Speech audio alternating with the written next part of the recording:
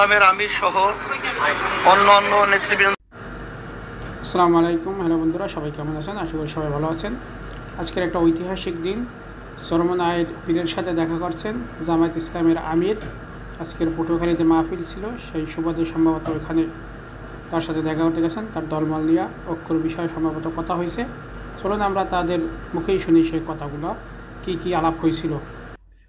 আমির সহ অন্যান্য নেতৃবৃন্দ আজকে তাদের বরিশালে সমাবেশ, সেই সুবাদে তারা আলহামদুলিল্লাহ চরমনাইতে আসছেন।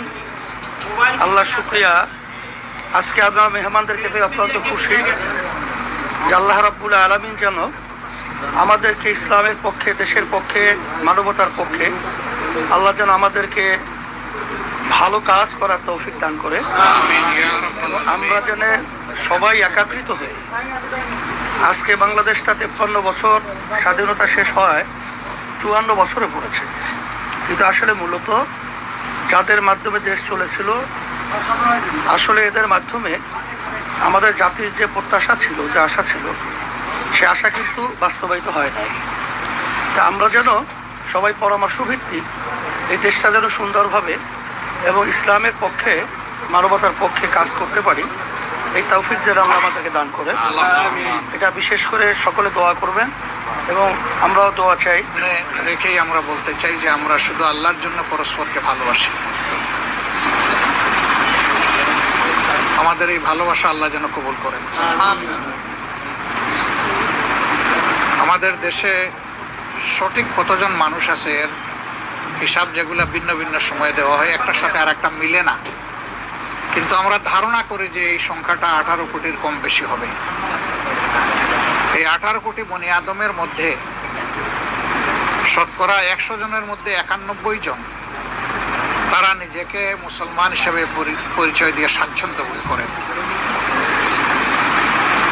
কিন্তু বাকি যারা আছেন 9% বা কিছু কম বেশি, তারাও এই দেশের মানুষ। ভিন্ন ভিন্ন ধর্মের তারা অনুসারী, এবং আল্লাহ ভালো জানেন কিছু নাস্তিক যারা কোনো ধর্মের উপর কোনোভাবেই আল্লাহর উপর, সৃষ্টিকর্তার উপরে কোনো ঈমান রাখে না, সেই রকম লোকও থাকতে পারে। কিন্তু সব মিলেই আমাদের প্রিয় বাংলাদেশ। ইতিমধ্যেই পীর সাহেব বলেছেন যে স্বাধীনতার একে 54 বছর চলে গিয়েছে, কিন্তু দেশ, আমরা একটা স্বাধীন দেশ হিসাবে যে মর্যাদায় থাকার দরকার, এটা আমরা পাইনি। এবং এটার মূল কারণ হলো দুটো জিনিস, আমরা সবসময় বলে থাকি, একটা দুর্নীতি আর একটা দুঃশাসন। তো যেখানে আল্লাহ তাআলার দেওয়া বিধান থাকবে না, দুর্নীতি সেখানে অবশ্যম্ভাবী, দুঃশাসনও সেখানে দুর্নীতির হাত ধরে আসবেই। এই দুই যন্ত্রণা থেকে মুক্তি পাওয়ার একমাত্র পথ হচ্ছে আল্লাহর বিধান। সে আল্লাহর বিধানের উপরে যারা আমরা বিশ্বাস করি, আমি বিশ্বাস করি যে 91% মানুষই বিশ্বাস করি।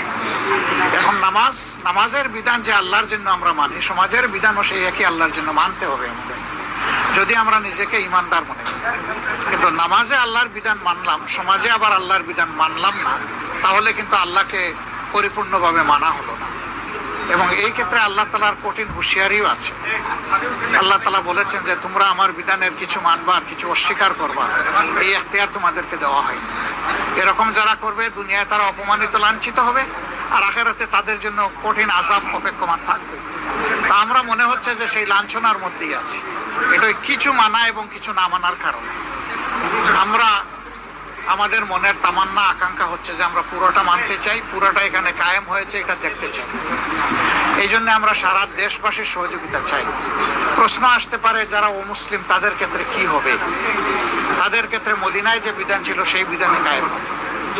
মদিনার বিধানের অধীনে সমস্ত ধর্মের মানুষ তাদের পূর্ণ নিরাপত্তা বোধ করেছে এবং নাগরিক সমস্ত অধিকার তারা পেয়েছে।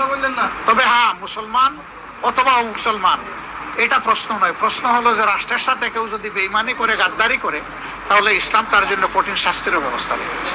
এটা কোনো বিশেষ ধর্মের জন্য নয়, যিনি গাদ্দারি, বিশ্বাসঘাতকতা করবেন তার জন্য সেই শাস্তি আরোপিত হবে। আলহামদুলিল্লাহ, বাংলাদেশের জনগণের মনে আকাঙ্ক্ষা যে ইসলাম একবারই কায়েম